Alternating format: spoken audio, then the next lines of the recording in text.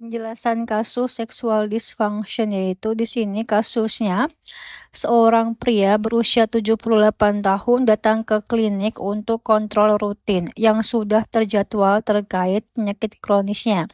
Ia memiliki hipertensi, penyakit arteri koroner, dan juga diabetes mellitus tipe 2. Obat-obatan yaitu metformin, atorvastatin, lisinopril, nitrogliserin bila perlu untuk nyeri dada. Kemudian juga kelanjutannya yaitu ia minum obat sesuai anjuran serta mengikuti instruksi diet dan juga olahraga. Selama diskusi ia tampak ragu, tertawa gugup, lalu berkata, "Saya sudah tidak bisa ereksi lagi," dan juga istri saya bilang, "Saya harus tanya ke dokter soal pil biru itu." Pertanyaan, manakah respons yang paling tepat terhadap kekhawatiran pasien ini? Pilihan jawabannya yaitu A. Saya bisa melihat bahwa Anda merasa tidak nyaman membicarakan hal ini. Ini memang bisa menjadi topik yang sensitif bagi sebagian pria. B. Yaitu saya mengerti kekhawatiran Anda, tapi pada usia Anda, kami biasanya berhati-hati untuk diet untuk memulai terlalu banyak obat. C. Yaitu obat untuk disfungsi ereksi memiliki efek samping yang bermakna. Saya tidak akan menyarankan kecuali Anda merasa hal ini benar-benar penting. D. Yaitu ini adalah masalah yang sangat umum pada pria seiring bertambahnya usia. Bagus sekali Anda menyampaikannya. E. Kita bisa mencoba untuk disfungsi ereksi, tapi mungkin tidak efektif pada usia Anda. Penjelasan kasus yaitu inti kasusnya,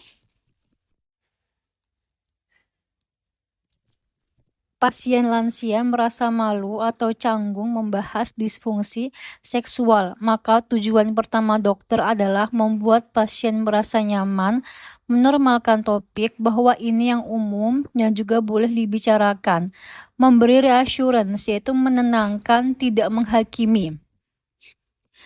Jadi jawaban terbaik adalah D. Ini adalah masalah yang sangat umum pada pria seiring bertambahnya usia. Bagus sekali Anda menyampaikannya. Kalimat ini tepat karena menormalkan keluhan atau common problem, mengurangi rasa malu, menghargai keberanian pasien, membuka jalan untuk diskusi medis lebih lanjut. Kenapa ini penting? Disfungsi seksual pada lansia sering terjadi karena penyakit penyerta misalkan DM, hipertensi, penyakit jantung, efek obat-obatan pada perempuan perubahan menopause.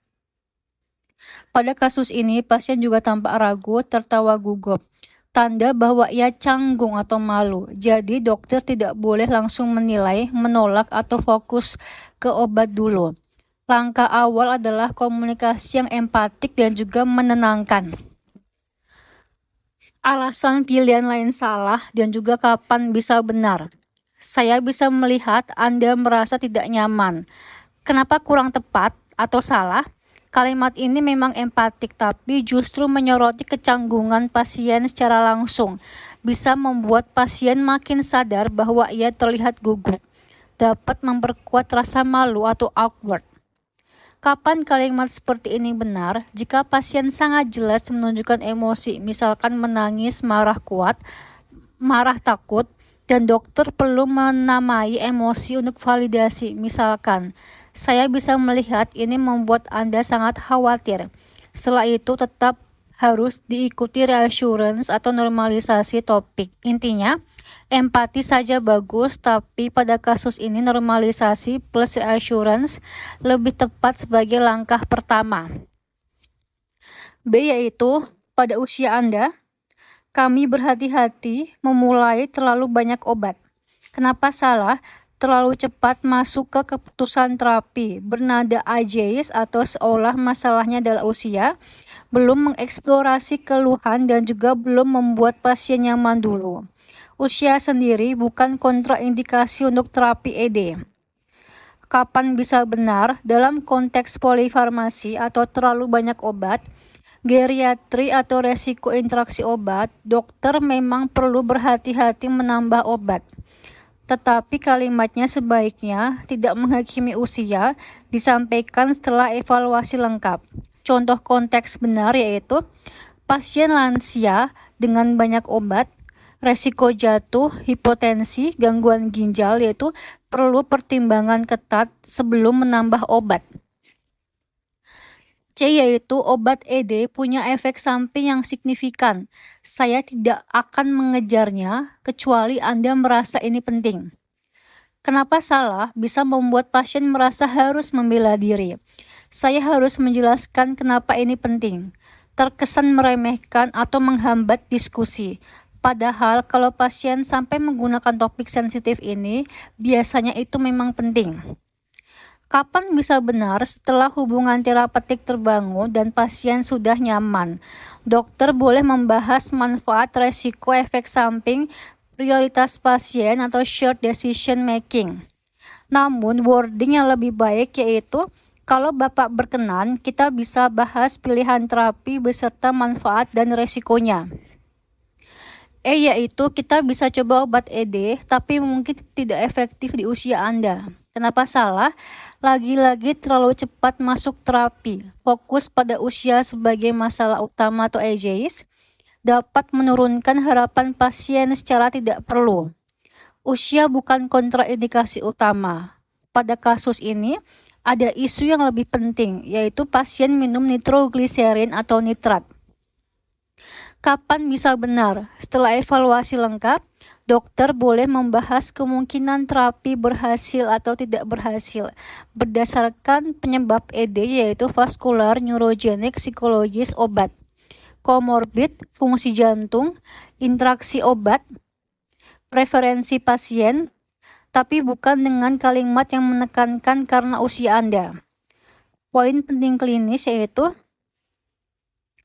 pasien menggunakan nitrat, misalkan nitrogliserin, tidak boleh memakai PDE5 inhibitor, misalkan adalah sildenafil atau blue pill karena resiko hipotensi berat. Tambahan poin penting yaitu kenapa blue pill atau sildenafil bermasalah di kasus ini? Karena pasien memakai nitrogliserin PRN untuk nyeri dada.